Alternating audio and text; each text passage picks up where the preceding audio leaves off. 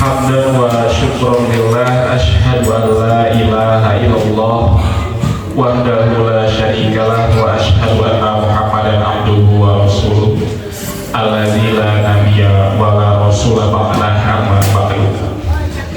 Bapak Ibu ikhwatul iman yang dirahmati oleh Allah, pertama-tama marilah kita panjatkan puji serta syukur kita kehadirat Allah Subhanahu wa taala sebagai satu-satunya zat yang patut kita sembah, satu-satunya zat yang dapat memberikan daya upaya kesempatan sehingga kita semua bisa hadir di masjid yang mulia ini untuk sama-sama melaksanakan ibadah sholat isya dan ibadah sholat maghrib.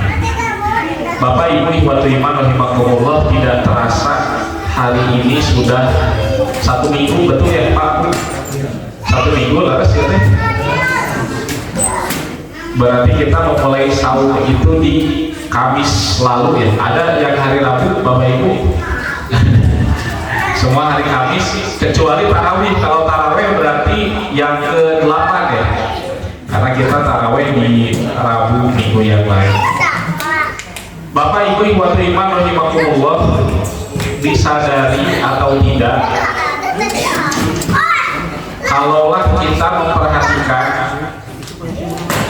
menjelang bulan Ramadan atau bahkan di sela-sela di bulan Ramadan ini, mungkin ada saudara, keluarga, kerabat, atau orang yang kita kenal, orang yang kita tahu, mereka telah lebih dulu meninggal dunia dibandingkan kita. Ayat depan menuju bulan Ramadan, belum menginjak bulan Ramadan terus kan ayat ayatnya, atau bahkan ketika menjalankan bulan Ramadan kemarin atau bahkan hari ini, orang yang kita kenal, orang yang kita tahu telah Allah cukupkan usianya di dunia ini. Oleh sebab itu Bapak Ibu ikhwatul iman rahimakumullah, melihat fenomena-fenomena itu, kita harus lebih bersyukur kepada Allah Subhanahu wa taala, sebab kita masih diberikan kesempatan untuk beribadah dan bertobat kepada Allah Subhanahu wa taala atas segala dosa-dosa kita. Ibu, Bapak, Ibu iman rahimakumullah, Allah Subhanahu wa taala berfirman dalam Quran surat An-Nisa ayat 78. A'udzu billahi minasyaitonir rajim. Aina ma takunu yudrikumul mautu walau kuntum fi burujin musayyadah. Dimanapun kamu berada, kematian pasti akan datang kepadamu, kendati pun kamu berada dalam satu benteng yang tinggi lagi kokoh. Ayat ini peringatan Pak Bu, bahwa kematian merupakan hal yang pasti akan datang pada setiap diri kita. Hanya saja kita tidak pernah tahu kapan, di mana, dan bagaimana kita menghadapi kematian itu. Tapi Bapak Ibu ikhwatul iman rahimakumullah, kematian itu merupakan hal yang pasti. Ari mau teh teu dapat kumpul Pak Bu, teu. Nu sehat aya nu mau. Aya. Nu sehat tapi mau. Kantos aya Pak Bu. Beritana aya. Artinya kematian itu tidak hanya datang pada orang-orang yang sakit saja, pada orang yang sehat pun kematian bisa datang kepada mereka. Ari mau kanggo anu tos lanjut usia wae, atanapi ka orok ge pada bayi anak kecil bisa nggak kematian itu datang? Atau kematian itu hanya pada orang-orang lansia saja yang usianya sudah 90, 100? Kan tidak. Kalau kita perhatikan, jangankan bayi, janin dalam rahim pun bisa Allah cabut nyawa. Ya. Oleh sebab itu kematian tidak hanya manusia kematian itu. Kemudian pertanyaan selanjutnya, kematian itu apakah hanya datang pada orang-orang yang miskin, orang-orang yang kelaparan? Kan tidak. Orang-orang yang serba memiliki, kaya raya pun kematian bisa datang pada mereka. Dalam Al-Quran Allah menegaskan, aina matakunu yudrikumul maut walau kuntum fi burujin musyayyada. Dimanapun kamu berada, kematian pasti akan datang kepada dirimu, kendati pun kamu berada berlindung dalam satu benteng yang tinggi lagi kokoh.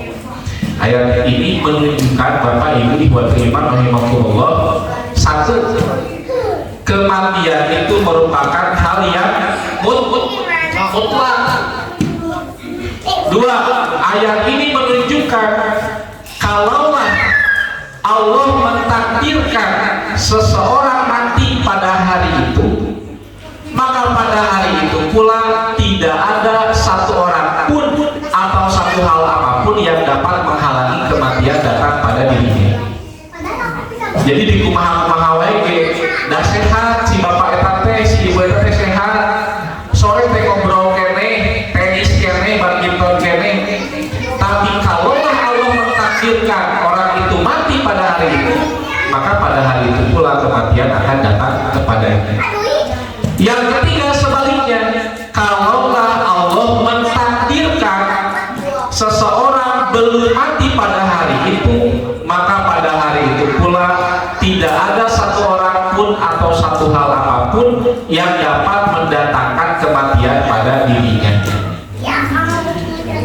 Sehebat apapun celaka, musibah, tabrakan, kepalanya tertembak dan bagaimanapun, kalaulah Allah belum mentakdirkan orang itu mati, Bapak Ibu sekalian, maka orang itu tidak akan pernah mati sebelum ditakdirkan oleh Allah.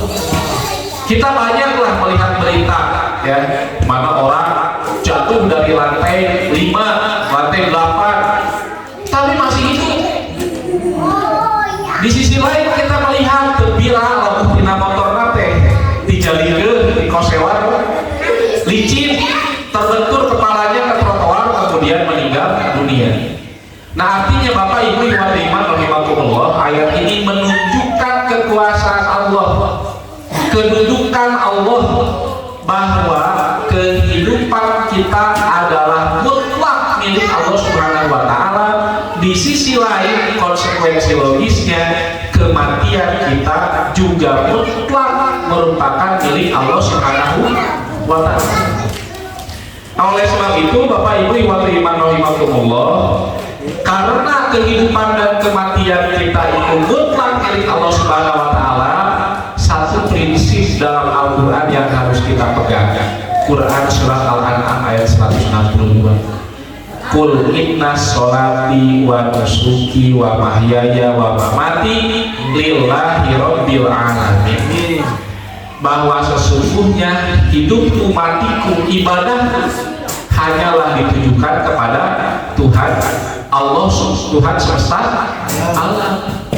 Jadi akan percuma kalau kita bangun tidur sampai tidur kembali, dari kita dilahirkan sampai kita mati, apapun aktivitas kita di dunia ini haruslah ditujukan semata-mata mencari ridho dan maghfirah Allah Subhanahu wa taala. Bapak Ibu ikhwan iman rahimakumullah, itu saja yang dapat saya sampaikan pada kesempatan yang berbahagia ini. Ditutup dengan doa, Rabbana